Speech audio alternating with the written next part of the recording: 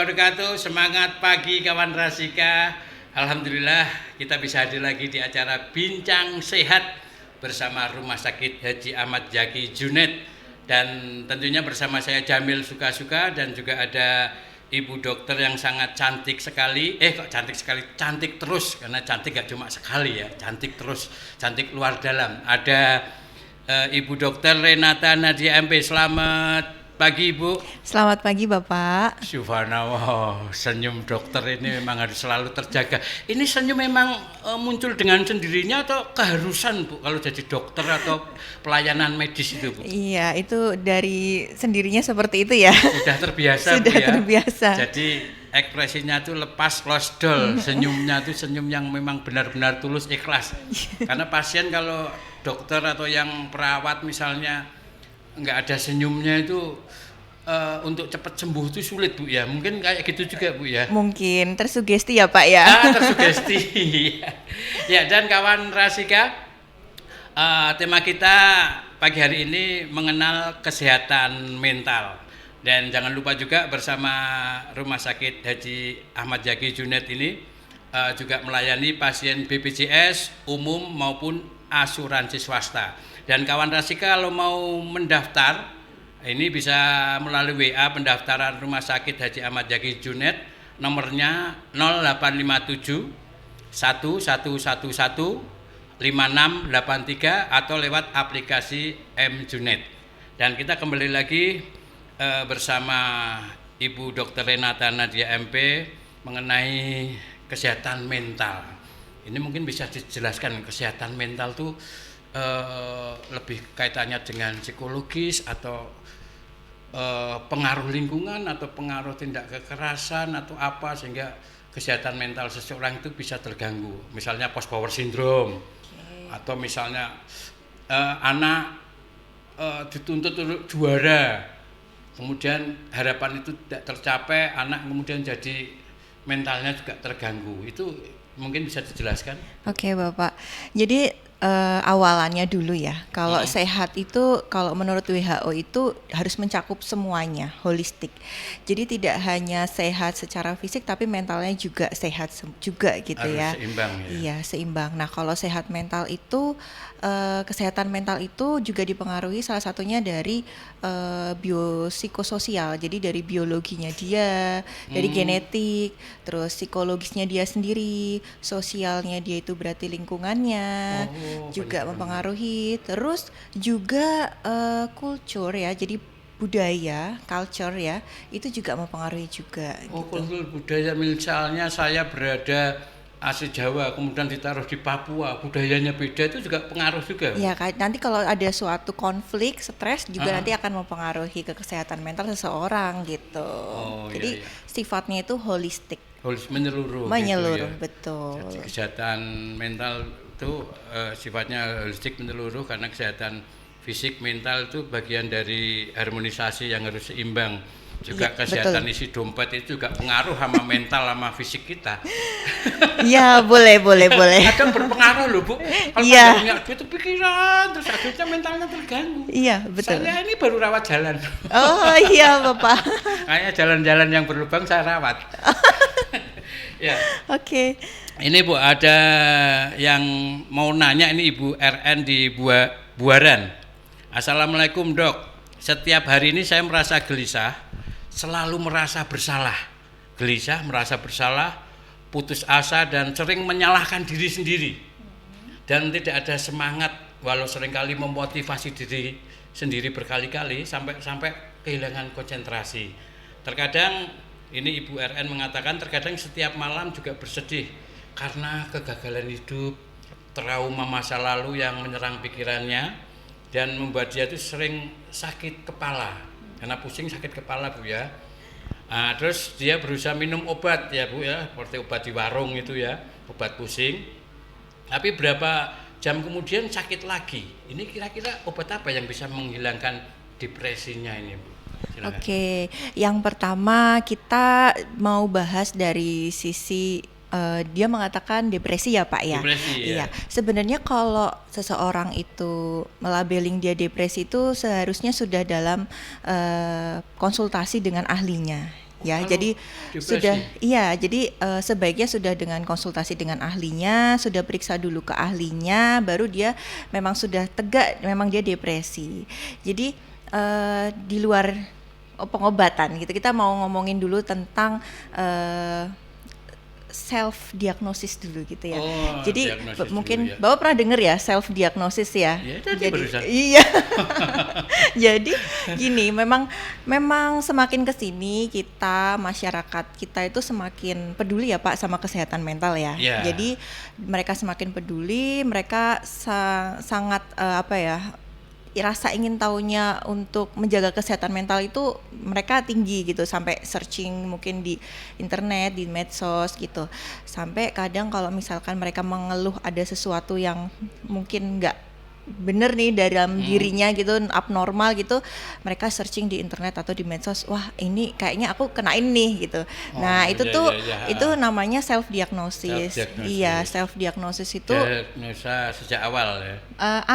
dia mengasumsikan dirinya sendiri itu mempunyai sakit itu gitu loh Pak. Mengasumsikan dirinya Iya, sendiri, iya. ya.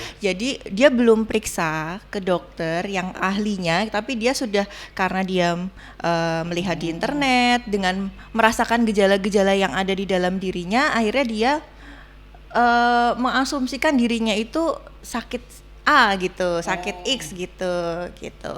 Nah itu kalau self diagnosis itu sebenarnya nggak bagus ya, karena nanti bisa menimbulkan gangguan juga ke kesehatan mentalnya juga. Jadi nanti dia malah Salah penanganan ya. betul, salah memilih metode pengobatan, salah membeli obat atau mau konsumsi obat gitu Pak. Ya, kalau depresi itu berarti tingkatan yang sudah setingkat dari stres apa? Iya, jadi itu sudah harus didiagnosisnya dengan yang ahlinya gitu. Kalau sama Bu Dokter Renata itu, kalau di Rumah Sakit Junaid ini ada konsultasi juga nggak untuk orang yang misalnya yang tadi merasa asumsi dirinya itu gangguan? Ada Pak. Jadi kan yang namanya masalah kesehatan mental yang terganggu itu kan belum tentu dia depresi, ada yang lebih ringan lagi, yaitu kecemasan. Cemas. Iya, kecemasan itu juga salah satu masuk ke gangguan mental juga, Cemas tapi yang misalnya ringan. apa? Cemas. Cemas misalnya nih, aku kok sering sakit kepala ya, tapi sebenarnya dia itu ada permasalahan juga nih Pak. Misalkan dia itu ada permasalahan dengan pasangannya, atau di lingkungan pekerjaan dia ada konflik dengan mungkin atasan atau beban kerja yang berat, atau dengan teman sekerjanya gitu ya. Nah dia akhirnya menimbulkan kecemasan, cemas, jadinya dia kalau mau kerja itu males, dia rasanya tuh takut kalau untuk berangkat kerja karena mau bertemu dengan atasan atau teman yang mungkin dia ada konflik itu dia nggak mau gitu, males itu, jadi rasanya nggak enak Iya. gitu. Kalau cemas memikirkan masa depan gitu? Bisa, Itu juga bisa. bagian Bagian dari- dari kecemasan. Jadi kalau misalkan, tapi kan itu ada ini ya Pak, ada kurun waktunya ya. Oh, ada Kalau kurun kayak waktunya. gitunya ya, Oh, iya. iya. Jadi kalau cuman hanya cemas, aduh, misalkan mau disuntik nih, memang takut disuntik, cemas nanti kalau disuntik pingsan nggak ya gitu. Nah itu kan Oh, iya, hanya iya, iya. cemas sesaat Hanya gitu cemas ya. sesaat ya. Tapi kalau misalkan dia mikir terus, apa dipikir gitu, terus dia takut nih, takut interaksi sama orang, karena kemarin waktu misalnya lagi masa pandemi COVID gitu ya, dia mau ketemu orang takut karena nanti ketularan COVID. Nah itu masuknya cemas yang enggak Jadi kalau misalnya untuk normal. menghilangkan depresi itu harus serahkan ke ahlinya. Betul. Termasuk konsultasi di Rumah Sakit Haji Junaid Betul. bersama ketemu Ibu Renata. Nanti ketemu dokter Heni Rosita, spesialis kedokteran jiwa. Nah, kalau saya pengennya ketemu Ibu Renata terus karena murah senyum dan ramah banget gitu loh. Itu nanti dengan dokter psikiater Bapak. Oh, psikiater gangguan. kalau itu. Iya, ya, ya. betul. Terus ini yang kedua Bu, dari ES Kerti Jayan. Assalamualaikum Bu Dokter. Kalau malam tuh saya sering banget introspeksi diri sampai nangis. Nah, introspeksi diri mungkin sambil berkaca kan. Mata satu jadi bengep pas bangun di pagi harinya. Oh, ini terus wajahnya kayak kulu-kulu ya. Wajah kulu-kulu tuh kayak wajah-wajah nggak semangat mungkin. Nah, apakah jika saya selalu menangis di malam sebelum tidur, kedepannya akan membuat efek samping terhadap kesehatan badan atau mental saya? Oke, dia kalau ceritanya memikirkan apa hal yang sebenarnya nggak perlu dipikirkan terus gitu ya Pak ya. Introspeksi dulu sampai ke bawah susah tidur gitu ya. Itu masuknya overthinking ya Pak ya. Oh, Pernah dengar overthinking kan Pak? overthinkingnya, Iya. kelebihan pikirannya tuh Iya, berlebihan gitu iya loh. betul. Jadi overthinking itu dia berpikirnya itu berlebihan, memikirkan sesuatu hal yang berlebihan sekali. Oh, lebih Overthinking, berarti, ya. lebih ya. Jadi sebenarnya overthinking itu bisa membantu kita untuk mungkin berpikir akan bereaksi apa gitu ya selanjutnya untuk hal kejadian selanjutnya. Iya, ini kawan Rasika, kalau kita berpikir terlalu yang seharusnya nggak perlu dipikirin sepaneng gitu, santai aja, slow aja. Mesti selalu ada jalan keluar. Kalau jalan keluar nggak ada, bisa keluar lewat pintu masuk. Karena pintunya cuma satu ya. Oke, Ibu Dokter, nanti kita lanjutin lagi tetap di Bincang Sehat bersama Rumah Sakit Haji Junet.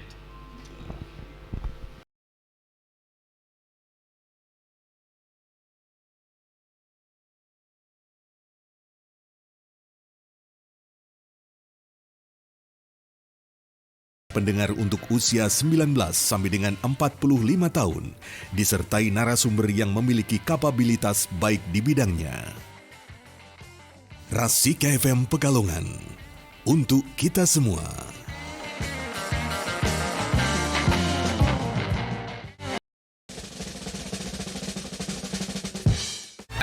Dan tentunya edisi spesial Bincang Sehat bersama Rumah Sakit Haji Junet, dan tentunya bersama Ibu atau Bu Dokter Renata Nadia MP, dan tema kita masih yaitu mengenal kesehatan mental. Tadi mengenai overthinking, Bu ya. Iya, Bapak, overthinking. Itu kecemasan yang berlebihan.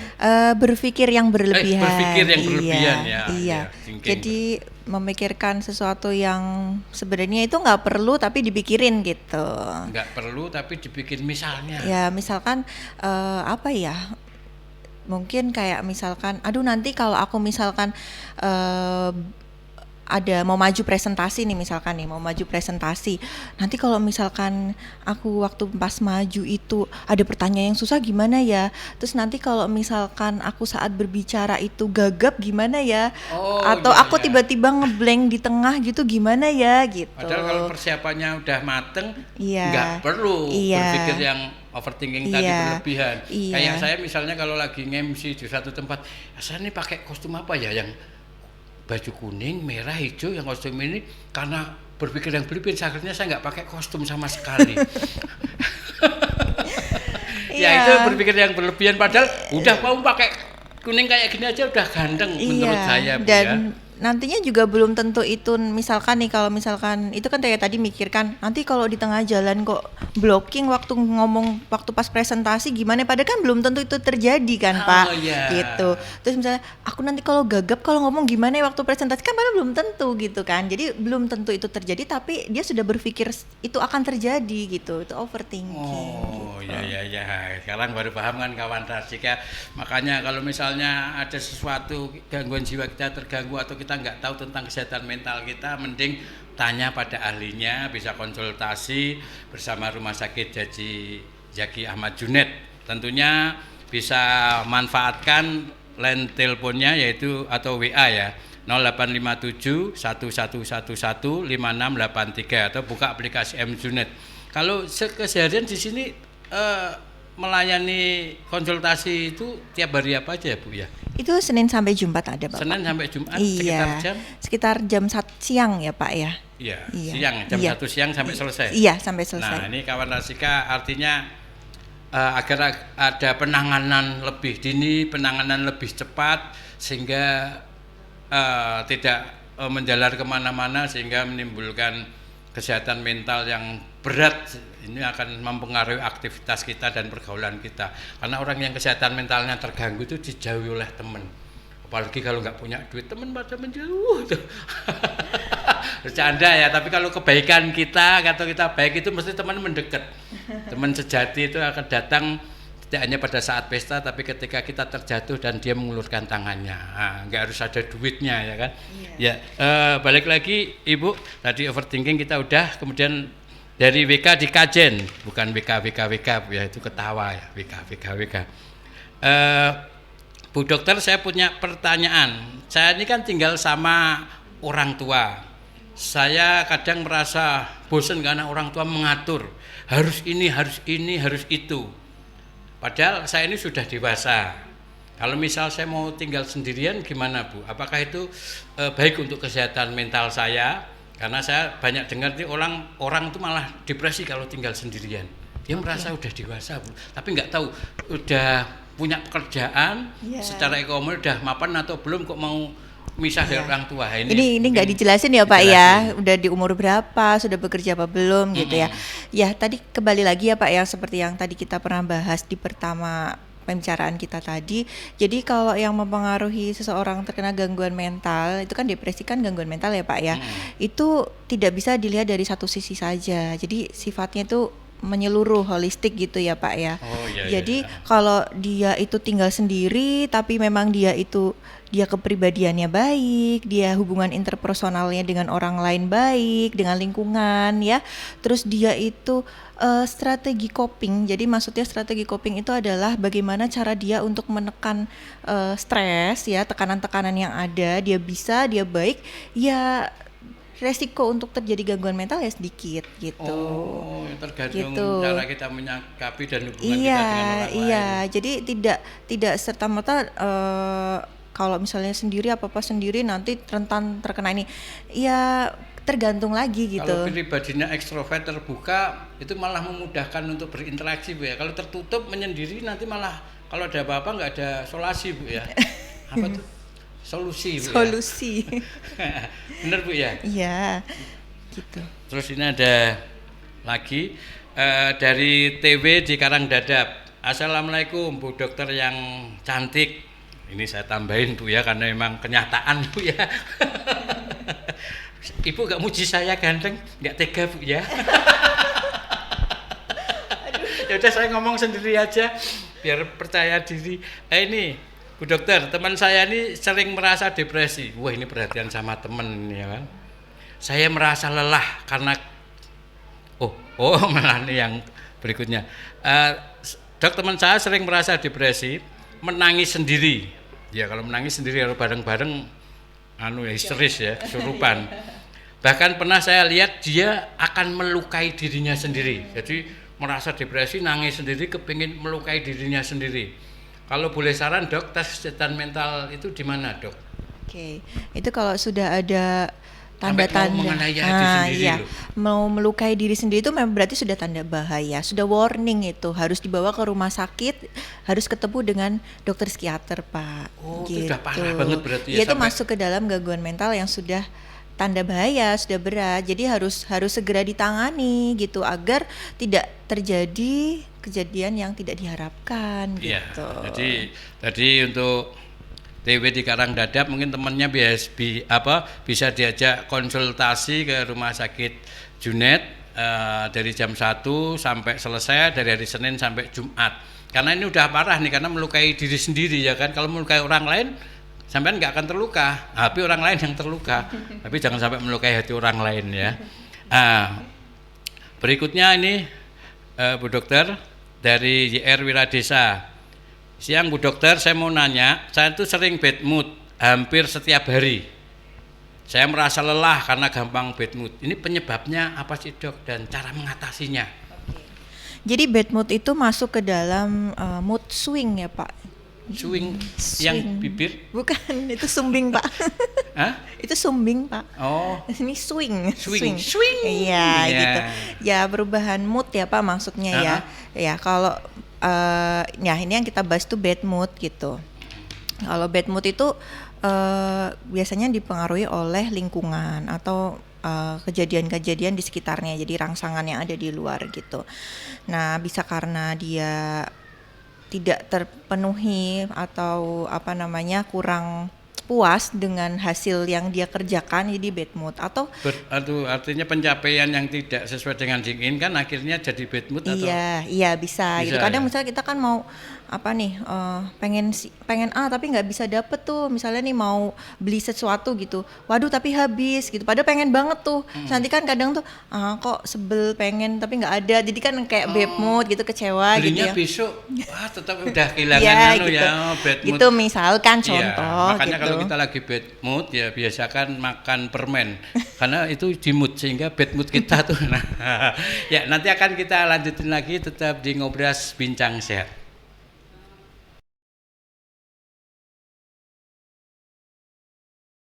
Secara online.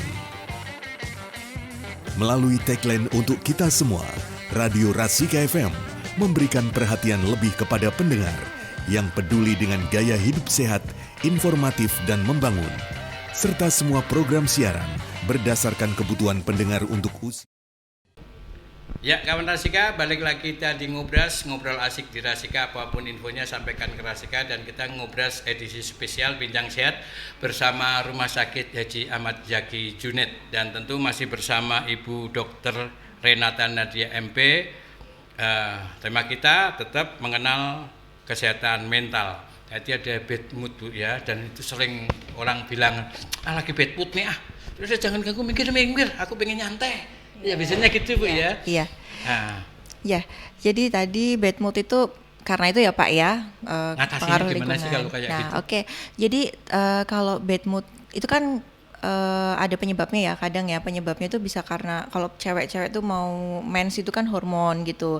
Nah, dia juga bisa dikarenakan karena memang adanya gangguan mental gitu. Jadi kalau bad mood perubahan mood swingnya ekstrim, jadi misalkan dia tuh berubah moodnya dari sedih ke seneng ke sedih gitu, tapi cepet banget, terus marah-marah nggak jelas, labil, marah-marah nggak jelas tanpa ada alasan yang jelas, rangsangan yang jelas gitu, atau dia itu ada perilaku-perilaku yang agresif gitu, sampai susah tidur, ada gejala depresi gitu juga, itu yang bahaya, yang memang ada suatu tanda-tanda dia gangguan mental. Jadi harus, kalau yang tipenya yang seperti ini sudah ada gejala-gejala yang bad moodnya, mood swingnya ada tanda-tanda yang agresif, yang ada gejala depresinya juga gitu, hilang minat, males makan, susah tidur, terus perilakunya dia agresif, terus dia kadang ada melukai diri sendiri sampean kayak gitu ya, itu dia yang harus diobati sama psikiater gitu.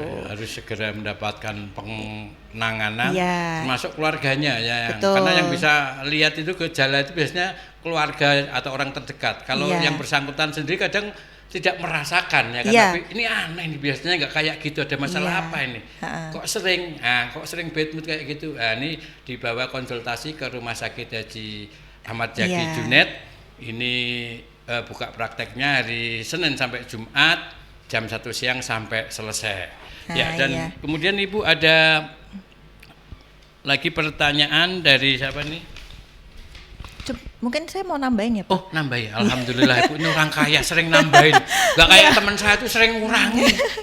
Oke, mungkin saya mau nambahin kalau yang bad mood yang tidak ada ke arah gangguan mental gitu ya. Jadi yang memang karena bad mood aja temporal gitu. ya. Jadi kita berpikir positif. Selain itu kita biasakan kita melakukan kegiatan yang sesuai dengan rutinitas kita. Jadi sesuai dengan jadwal. Jadi tidak memforsir sesuatu hal. Jadi biar tidak berekspektasi terlalu tinggi. Jadi kalau misalkan tidak sesuai, kita nggak bad mood gitu. Terus selanjutnya olahraga Pak, olahraga itu tuh benar-benar berpengaruh, karena dia kalau olahraga itu dia meningkatkan hormon endorfin. Jadi hormon endorfin ini dia akan menekan stres. Oh olahraga itu? Iya. Olahraga jadi, apa Bu misalnya? Apapun, pokoknya berkeringat. Catur kan cuma tangan aja Bu. Ya boleh lah, kalau itu hobi itu kan masuk dalam hobi Pak. Hobi bisa. Relax juga ya. Relax. Nah selain itu kita juga makan yang bergizi ya, yang makanan sehat, bergizi, dihindarilah makanan-makanan yang kurang baik, kayak misalkan nih kafein, alkohol gitu. Terus melakukan meditasi kayak misalkan olahraga meditasi itu kayak yoga Pak. Oh yoga, iya tetangga saya tuh yoga tuh sering meditasi dia. Iya. Yoga Pranoto. Itu nama ya Pak ya? Oh ini yoga olahraga meditasi. Iya gitu. Itu diantaranya itu Dok ya. Iya, terus juga melakukan hobi. Jadi sukanya apa, misalkan dengerin musik, dengerin musik. Terus kalau enggak misalkan nyatet nih keluhan-keluhan di diary gitu, buku diary, bisa kita tuangkan di situ, kita luapkan apa yang kita Iya. validasi perasaan kita di buku itu bisa. Iya, kalau saya di profil WA. Terus selanjutnya Iya, iya. adalah kita bercerita, jangan tertutup. Kalau misalkan ada keluhan, ada stres, ada yang butuh disampaikan, cerita sama orang yang dapat dipercaya. Jadi harus pada orang yang dipercaya. Dapat dipercaya dan dapat menyelesaikan. Sebenarnya Orang orang-orang yang tepat gitu intinya iya, ya. sebenarnya kalau punya masalah seperti itu, kita tuh tidak butuh. Kadang kalau belum butuh solusi, kita hanya butuh didengar, Pak. Oh iya, Gitu. benar-benar. Kayak wanita tuh harus didengerin. Dia ngomong aja apa aja didengerin. Iya. Memang butuh didengerin. Iya, Orang kalau yang penting berkeluh kesah dengerin iya, yang aja. penting Itu udah lega didengarkan. dia ya. Iya. Kalau memang dia butuh solusi, kita berikan solusi, tapi jangan stigma ya, Pak ya. Jadi misalkan nih dia cerita, aku kok gini-gini, terus nanti kita misalkan berpendapat, kamu cuman gitu aja, masa sampai mikirnya gitu. Nah, itu nggak boleh kayak Itu gitu. malah membuat dia tertekan. Betul, itu malah tambahin nanti jadinya kesehatan mentalnya Iya. ini, Pak. Dan satu lagi, curhatnya sama sejenis. Ya kan, wanita sama wanita, cowok sama cowok ya, biar nggak Iya. menimbulkan sesuatu yang nggak diinginkan. Atau yang tepat lah ke gurunya. Boleh, atau Boleh. ke yang memang kalau memang pengen Orang cerita tua. sama psikolog, sama psikiater boleh. Oh iya, lebih tepat. Lebih tepat Ya, gitu. dan sekarang ada Ina di Karanganyar. Siang Dok,